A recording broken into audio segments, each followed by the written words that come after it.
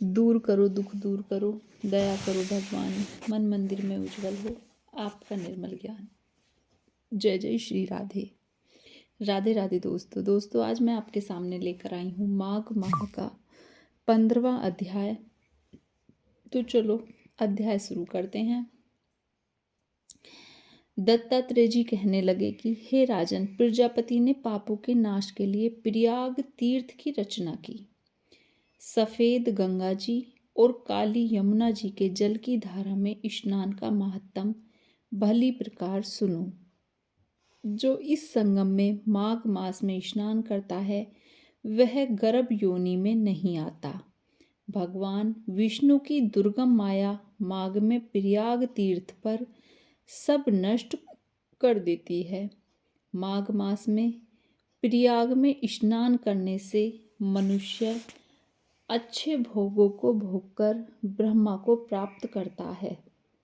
माघ मास तथा मकर के सूर्य में जो प्रयाग में स्नान करता है उसके पुण्यों की गिनती चित्रगुप्त भी नहीं कर सकता।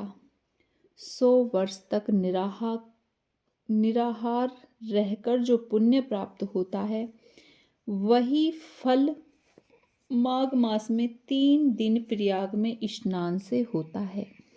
जो फल 100 वर्ष तक योगाभ्यास करने से मिलता है, जैसे सर्प पुरानी कांचली को छोड़कर नया रूप ग्रहण कर लेता है, वैसे ही माघ मास में स्नान करने से मनुष्य पापों को छोड़कर स्वर्ग को प्राप्त होता है। परंतु गंगा यमुना के संगम में स्नान करने से हजारों गुना फल मिलता है। हे राजन, जिसको अमृत कहते हैं वह यह त्रिवेणी ही है।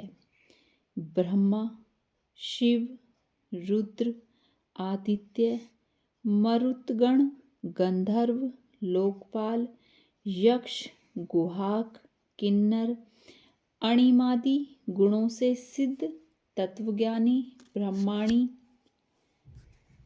पार्वती,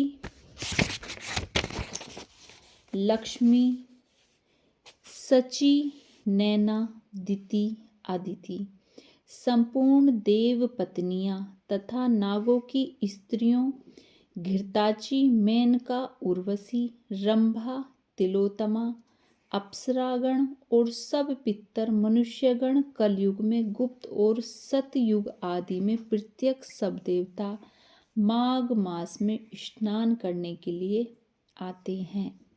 इन दिनों माघ मास में प्रयाग में स्नान करने से जो फल मिलता है वह ईश्वर ही कह सकता है, मनुष्य में कहने की शक्ति नहीं है।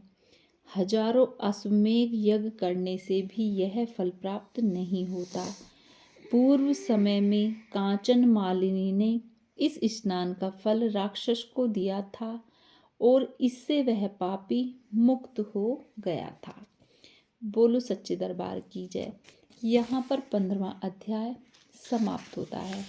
दोस्तों थोड़ी सी बात करेंगे माघ मास के बारे में। इस मास में लोग गंगा यमुना आदि पवित्र नदियों में स्नान करते हैं। नदियों के तट पर भी निवास करते हैं। पूरे मास नियम संयम से व्यतीत करते हैं। इस मास में श्रीमद्भागवत गीता का पारायण करते हैं, श्री रामचरितमानस का पारायण करते हैं, श्री भगवत का पारायण करते हैं और यदि कोई कुछ ना कर सके तो हरि नाम का जप करते रहना चाहिए। जैसे हरे कृष्ण कृष्ण कृष्ण हरे हरे, हरे राम राम राम हरे हरे। और कुछ लोग अन्य विधियों से भी देवी देवता की उपासना करते हैं। अब हम लोग देखते हैं कि हम लोग क्या क्या नियम धारण कर सकते हैं।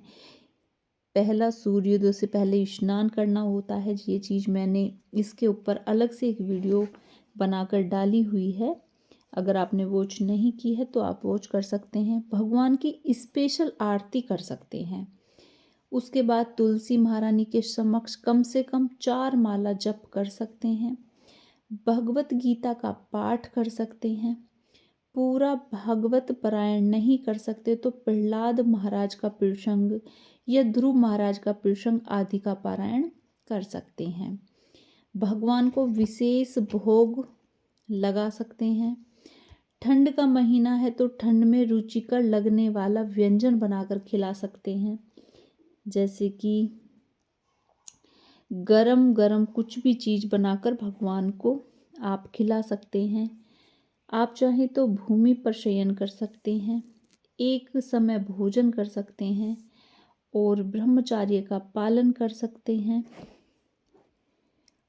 और इस महीने में अगर आप अन्न, धन, वस्त्र, आभूषण, पशु आदि दान कर सकते हैं तो ये भी बहुत बड़ा इस महीने में दान माना जाता है। कुछ भी दान ना कर पाएँ तो अपने ज्ञान का ही दान थोड़ा सा करें तो इसका भी बहुत बड़ा पुण्य आपको प्राप्त होगा।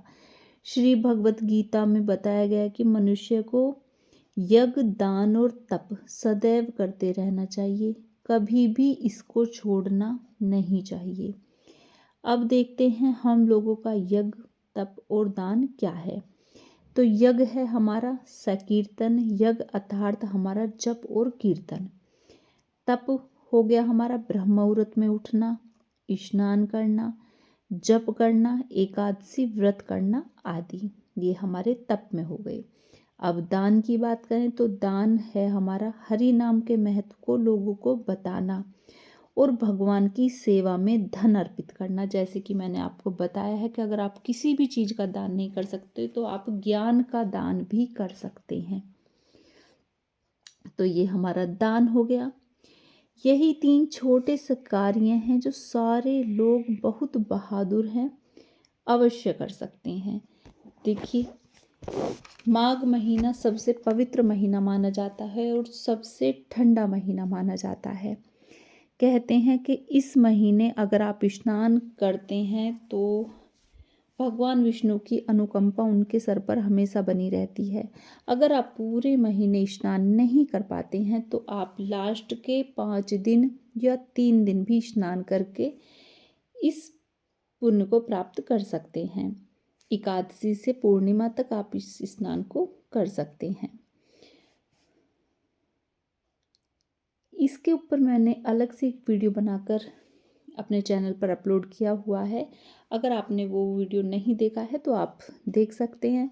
दोस्तों, मिलते हैं ऐसी ही किसी वीडियो के साथ। तब तक के लिए राधे राधे, जय श्री कृष्णा। विष्णु भगवान की अनुकंपा आपके सर पर बनी रहे।